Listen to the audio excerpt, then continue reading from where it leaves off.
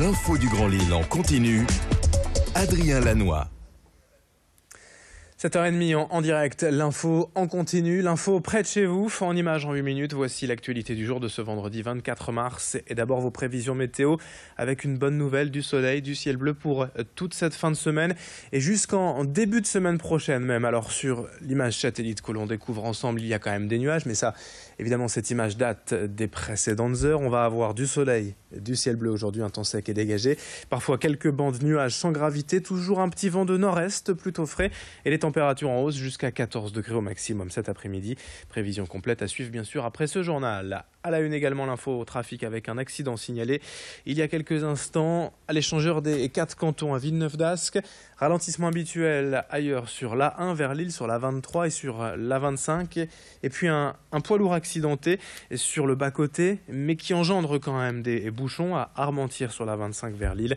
Soyez prudents sur la route, soyez patients au volant. Dans l'actualité du Grand Lille, d'abord à la une, cette étude de l'INSEE publiée cette semaine concernant la pauvreté en France et un chiffre alarmant pour la région. Dans les Hauts-de-France, plus d'1 million de personnes vivent sous le seuil de pauvreté, c'est-à-dire avec moins de 987 € par mois. Une personne sur 6 est ainsi concernée, ce qui fait des Hauts-de-France la deuxième région la plus pauvre du pays après la Corse. L'étude montre également que les inégalités territoriales se renforcent d'année en année, comme l'explique cette représentante de l'INSEE que nous avons joint hier par téléphone. Tous les territoires en fait qui vont être dans le bassin minier et dans l'Avesnois, donc par exemple les EPCI de Maubeuge, de Fourmies et puis également les territoires urbains du littoral sont très touchés par la pauvreté, font partie des plus pauvres.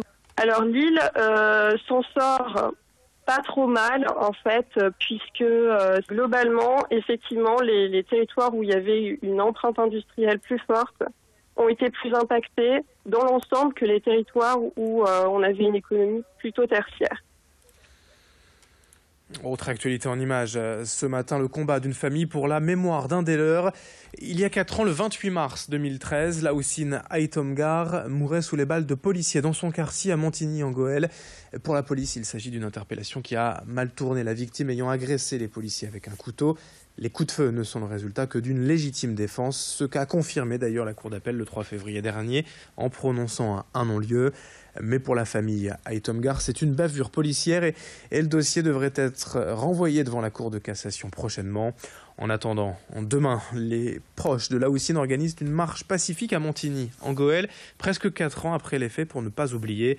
Témoignage du frère de Laoussine au micro de Vincent Vieillard. Mon frère a été tué le 28 mars exactement. Donc cette marche est le 25, c'est pour dire les 4 ans. C'est les 4 ans exactement. Un jour pour jour, j'ai perdu mon grand frère Laoussine qui a été abattu par notre police et la justice l'a enterré. Il n'y a pas eu de justice, il y a eu un non-lieu qui a été annoncé pour ces policiers. Ils ont obtenu la légitime défense, j'ai assisté à la reconstitution, donc je dis qu'il n'y a jamais eu légitime défense. Mon frère il s'est pris 5 balles dans le corps, donc il n'y a jamais eu légitime défense. Et ces policiers sont protégés, ils sont mis derrière cette légitime défense. Donc cette marche a pour but de dire qu'il y a eu une justice à 2 vitesses. Ça sera une grande mobilisation. La sécurité, il n'y aura pas de débordement. J'assiste à une marche pacifique. Il y a des personnes qui peuvent dire c'est une marche, on va tout casser car il y a eu un non-lieu. Non, nous ne sommes pas comme ça. On va donner une bonne image pour mon frère. Mon frère, c'était un citoyen français. Et mon frère a été abattu par cette police, par notre police. Donc on va donner une bonne image pour mon frère, pour notre famille, pour ce quartier Montigny-en-Goële, pour donner une bonne image, pour donner une image pour mon père qui s'est battu pour la France. Mon père était mineur de fond, il s'est cassé le dos et ils ont assassiné mon frère de 5 balles. Donc voilà, c'est une marche pacifique, j'assiste dessus, il n'y aura aucun débordement et voilà. En bref, un trafic de drogue démantelé à Tourcoing selon la Voix du Nord. 2 personnes interpellées mardi matin avec sur eux 2 kilos de cannabis, 800 grammes d'héroïne et 50 grammes de cocaïne. Les 2 individus ont été déférés devant le tribunal de Lille. À l'occasion de la nouvelle exposition intitulée Le Mystère, le Nain, le Louvre-Lens sera exceptionnellement gratuit tout ce week-end. Des jeux et animations sont également prévus autour de cette nouvelle expo. Dans le reste de cette édition, on vous présente cette nouvelle enseigne ouverte il y a peu à Villeneuve d'Ascq, en plein dans la vague tendance du consommé local.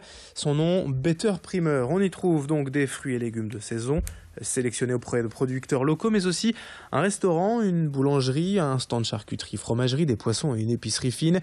Autant de produits bruts ou cuisinés, sur place ou emportés, selon la promesse de vente. Tout est basé sur la provenance locale des produits. C'est un concept unique en France, 35 employés sur place, une vingtaine de métiers différents. Louis Caillé est allé y faire un tour et a rencontré le cofondateur de cette enseigne. Ça a été compliqué effectivement de trouver des gens qui voulaient nous suivre, surtout que le concept, il faut y être pour le comprendre. L'expliquer, c'est pas toujours facile, mais les fournisseurs qui nous ont compris nous ont suivis direct et aujourd'hui ils sont encore plus contents de voir ce qui se passe avec l'ouverture et les débuts. Donc aujourd'hui c'est beaucoup plus facile. C'est clair que dans un démarrage de manière fictive, expliquer les choses c'était plus compliqué. C'est vraiment un endroit où il faut venir pour comprendre.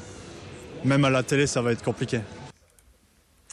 Et puis on termine avec la présentation officielle du Ch'ti Bike Tour 2017. L'événement est reconduit cette année, les 26 et 27 août prochains pour sa 13e édition.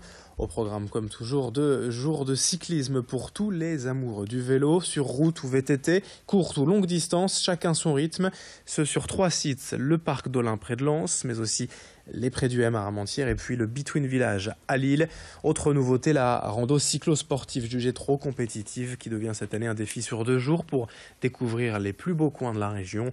Présentation avec le parrain de cette édition, Robert Marchand, 105 ans et un adepte régulier du vélo encore aujourd'hui. Il est au micro de Vincent Vieillard. Le vélo, c'est un sport qui est très très bon pour la santé, mais le vélo de tourisme, et le jour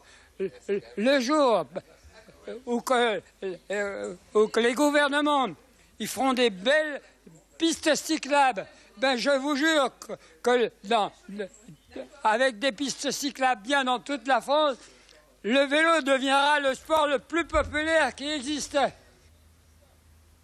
7h37 en direct sur Grand Lille TV. Merci de votre fidélité. Dans un instant, à suivre vos prévisions météo et l'infotrafic.